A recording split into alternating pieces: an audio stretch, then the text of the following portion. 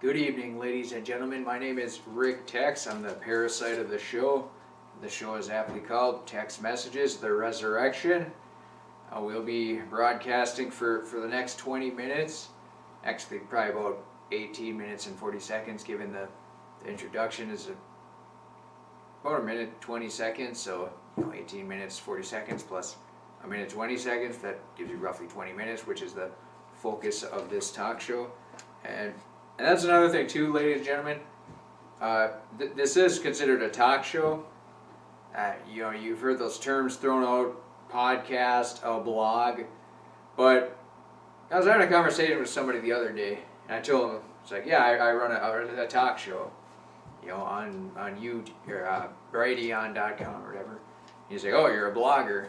It's like, well, actually, blogging seems to be more if you have textual writing, or if you have some kind of forum, but you're the only member of the forum, which is kind of silly, but I thought about it a little bit more.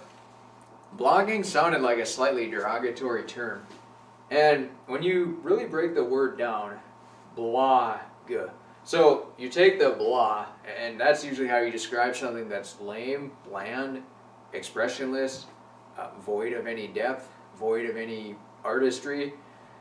And I thought for a little bit about that and thinking, there was a word that was coined by the CIA that was used to basically belittle individuals that would question official state-sponsored documentation or reports and all that kind of goofy stuff.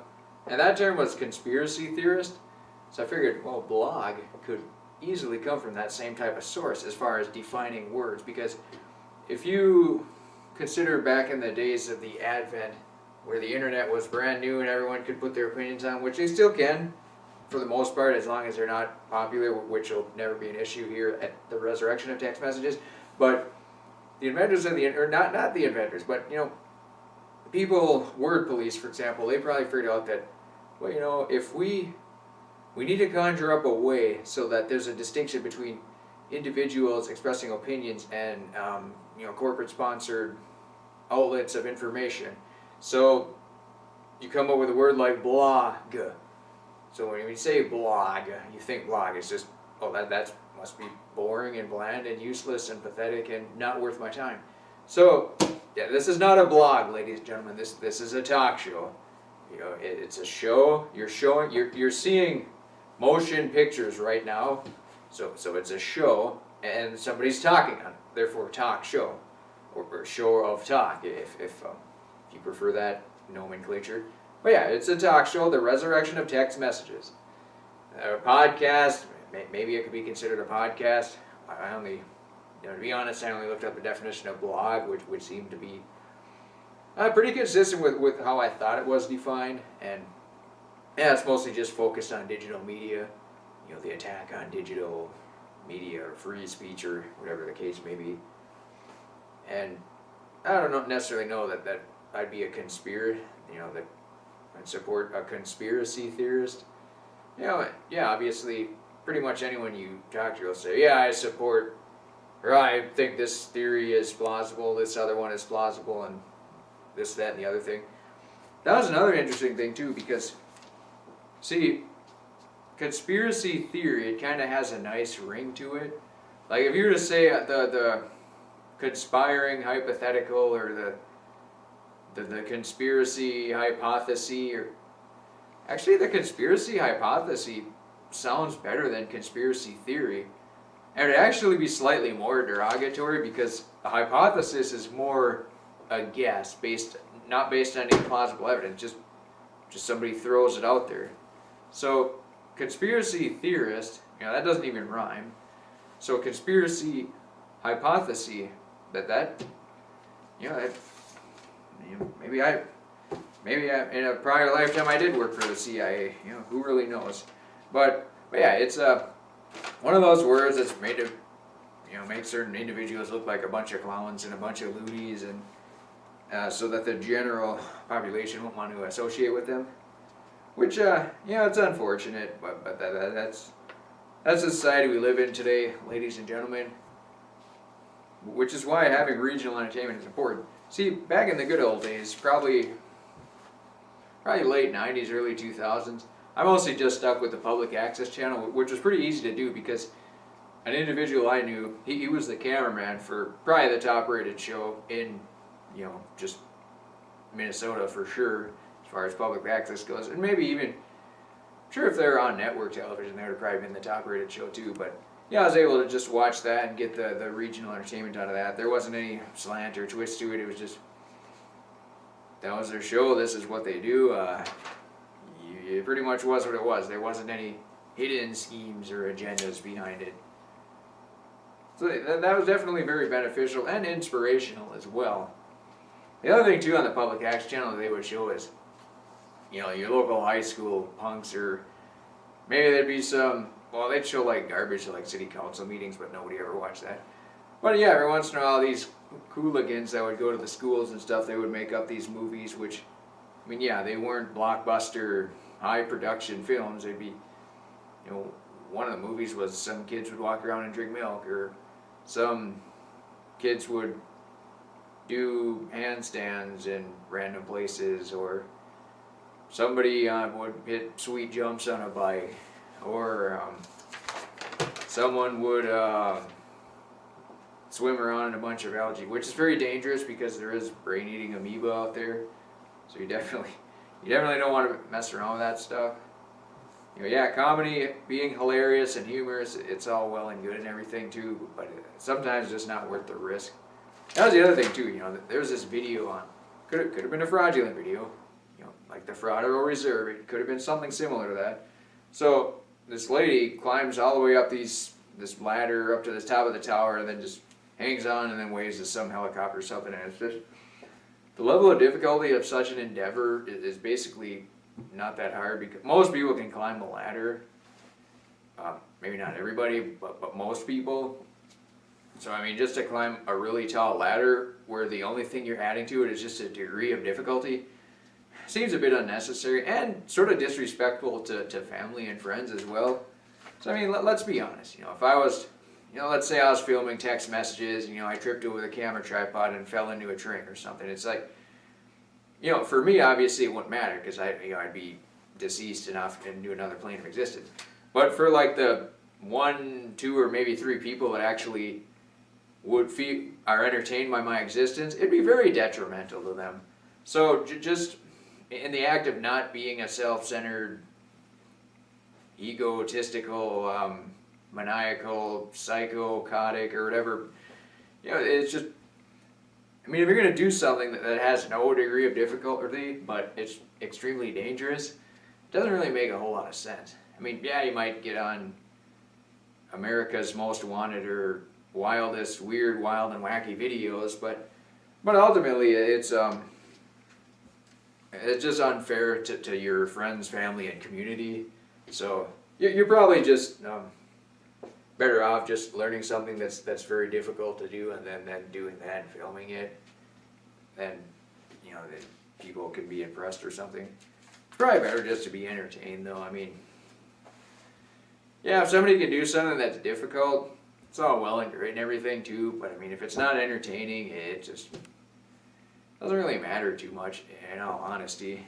Like, a couple shows on Trailer Park Boys, for example. I mean, it's not difficult to do what they do, but it's hilarious and entertaining, so it's probably about the only show on Netflix that I've actually watched extensively. I'd highly recommend it to you, the ladies and gentlemen at home. Even if it meant time away from the resurrection of Tex Messages, it would be totally worth it. It's a great show. That'll make you great again, most likely. Some of the other shows, Star Trek, The Next Generation, that's kind of a no-brainer. Chuck Walker, Texas Ranger, another no-brainer. But yeah, we've gotten into this before, so what we're going to do, ladies and gentlemen, we have a news article here. This actually came from Consumer Reports, which is a bit of a surprise, but the title of the article is What's Really in Meat. What they found is there's a lawsuit against Sanderson Farms, which a chicken producer.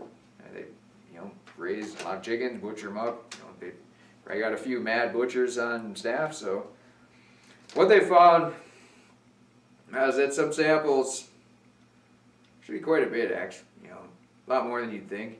They would contain drugs such as ketamine, phenylbutazine, chloramphenicol, nitroinodolazine. So, okay, here's what they would do. Ketamine, experimental antidepressant, and hallucinogenic party drug. Apparently, if you eat a bunch of chicken and then you start hallucinating or you start partying, then perhaps you ate a chicken with an abnormally high dosage of ketamine. And not to be confused with ketosis or the ketogenic diet, which is a pretty good diet, especially, diabetic, pre-diabetic. Phenylbutazone, an anti-inflammatory and pain, and it can cause aplastic anemia and blood disorders. I mean, if you eat a drug that caused an enema, it's probably something you would likely want to avoid. But anti-inflammatory and pain-reducing, blood disorder, you certainly don't want to mess with your blood. Nitroinidazoles, antifungal, they're not used, they're likely carcinogenic. And then the chloramphenicol antibiotic can cause inability to produce new blood cells. Now, nowadays, they're able to measure things at a lot higher sensitivity. Before it was parts per million. Now it's parts per trillion. So a lot of these industry advocates or whatever, or chemical and toxic and pollutant and food advocates are saying that, with the highly new sensitive equipment, it's uncovering a lot of problems that aren't really problems because it's on such a, I guess it would be a nanoscopic level. If it's parts per trillion, yeah, it's probably more nanoscopic. I mean, microscopic is only million. So nanoscopic would be billion. So parts per trillion would probably be picoscopic. So yeah, they're measuring things on the picoscopic level, which is a pretty small number. And some of the examples of the meats are beef, chicken, pork, turkey. Shrimp was even one example. There's a case where the FDA blocked shrimp from Malaysia because it had 0.3 parts per billion of the whatever phenol something or another. And some of the theories as to the background exposure.